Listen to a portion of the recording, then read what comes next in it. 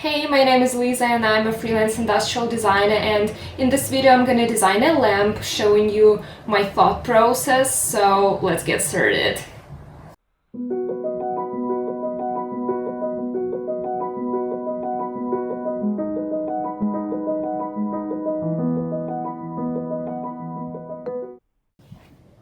This is obviously a self-initiated project, so the product will not be produced, but I will still guide you through my typical design process. So, as always, I'm starting with a problem. I've noticed that in many rented apartments and dorms, the lighting is very poor, and you cannot really change much about it. How can we solve this problem? The general idea that I have in mind is to design a lamp that would work in different modes. So, for example, you can use it while reading. You can also take it to the kitchen and, for example, use if the lighting is not enough there. And also, it can be used as a night light. Our target audience will be young people who rent a flat or stay in a dorm. So this means that the product should not be too expensive. As always, I'm starting with some rough concept sketches, generating different ideas. The first thing that came to my mind was a tube shape that will be made of matte plastic, which will give the effect of smooth light. It can also be used as an extra source of lighting and also as a night light. If you need more intense light, you can also slide the matte plastic up and the lamp will shine brighter.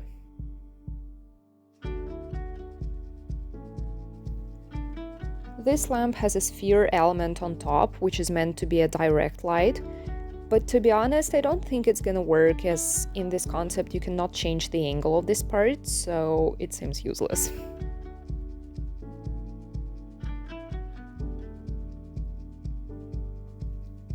Moving on to the next concept, I imagined a lamp that would not only be standing on a table, but can also be used in a bed while reading.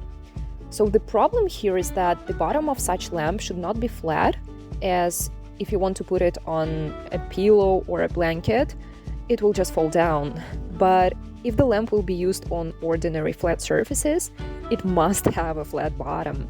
So my hypothesis here was that if I combine a small flat element as a bottom and the walls will be roundish, such shape can sit well both on flat surfaces and something irregular like blankets. My third idea was to combine a couple of elements that will work as a constructor. So we have three elements in particular. It's a charging base, a lamp itself with LED, and a dome. The dome is taken from the first concept, so it's made of matte plastic, and it will be mainly used in a nightlight mode. For more intense light, you can remove the dome. And the third way that this lamp can be used in is a torch. So you take the lamp element from the base, and the top part of the lamp has a direct light, which is more intense than the side ones. I know that this is all very conceptual and it should be technically worked out, but for now it's fine, as I'm just starting and the goal for this stage is to visualize different ideas. Then I decided to proceed with concept number 3 and sketch it in a bigger scale. I'm also going to do some marker rendering for it, so it's visually more clear for us how the shape is organized. This will then help us understand what should be adjusted. I'm now sketching it in pencil because I want the sketch to have clean lines. I'm also drawing how the torch will sit in a hand, and I always reference my own palm for that.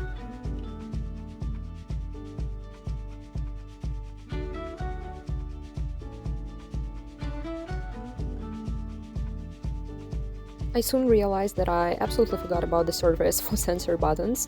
Obviously, the buttons cannot locate on a vertical surface as it will be uncomfortable to use them, so the surface should be either horizontal or have some angle. I also had troubles with button shapes because I wanted them to be like sliders, so when you slide the right button, the light shines brighter, and when you slide the left one, the light intensity decreases.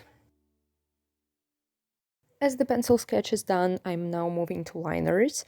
I usually use 0.1, 0.3, and 0.5 thickness. I don't really care what brand of liners to use, but I just prefer water-resistant ones.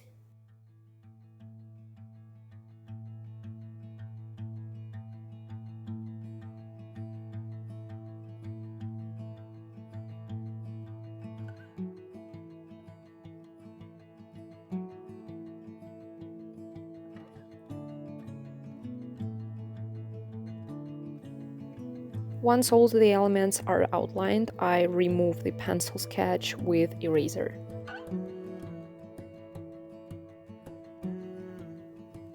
It's time to add some colors. I always start with a blue pencil, planning the location of the shadows. It gives me more control of the rendering in markers in the next stage.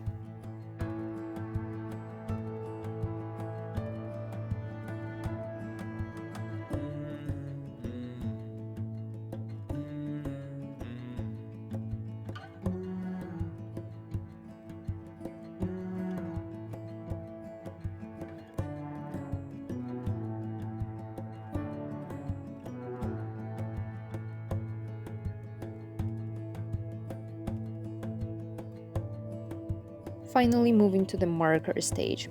I will use 3 shades of cool gray of alcohol-based markers. And again, it doesn't matter what brand of markers you use, I'll just say that expensive Copics live a longer life. As you can see, I'm starting with the lightest shade, covering almost the whole surface, but keeping the space for lights. Then I'm taking a darker shade and cover shadows and semi-shadows with it. So basically in my rendering technique, I'm going from the lightest shade to the darkest one.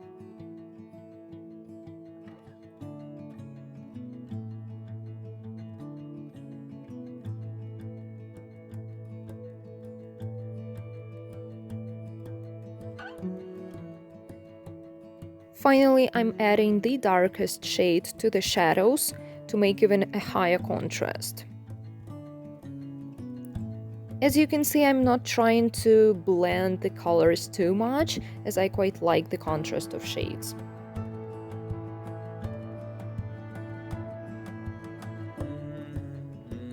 As the dome will be matte semi-transparent plastic, I'm rendering the lamp part first, and I will give it less contrast than I did for the platform, as it's located further from the viewer and it will be covered by the dome.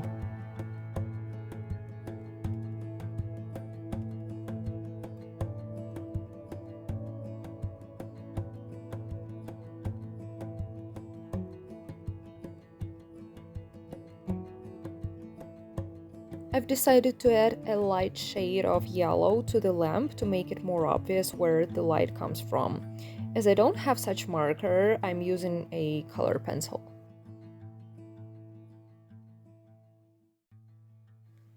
Now I'm adding a background. We need it to show the light as well as the transparency of the dome. The background will be black, as it will help us show the light much easier rather than using any bright colors. So I'm covering the background with a black marker, and I'm not touching the space that we can see through the dome yet.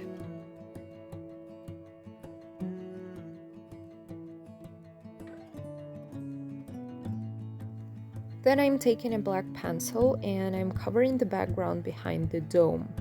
By using a pencil, we're showing that the dome is matte and it refracts light.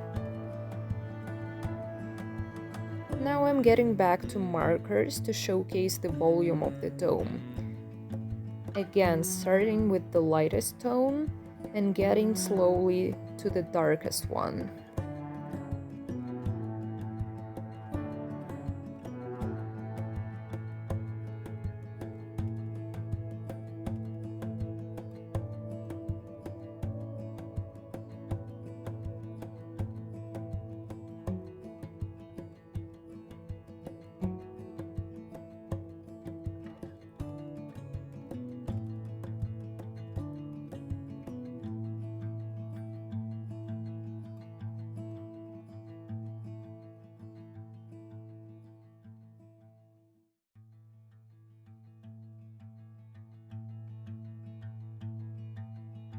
Finally, I'm working on the line weight. I'm actually using a brush pen for Chinese calligraphy, which I like a lot, as you can control the line thickness by applying pressure to the pen.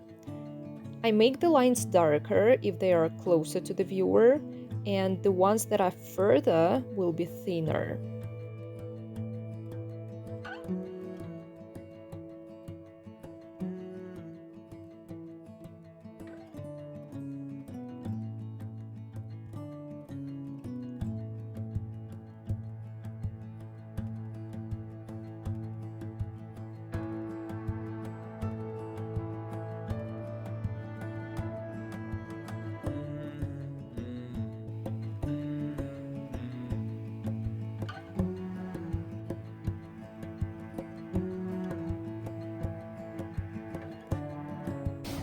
So this was my thought process of creating a multifunctional lamp. Obviously this was a very rough concept stage, so looking at the sketch now I know that there is a lot to improve, but we had to make this step because without it we cannot proceed further. So anyways, thanks for watching and I will see you in the next video.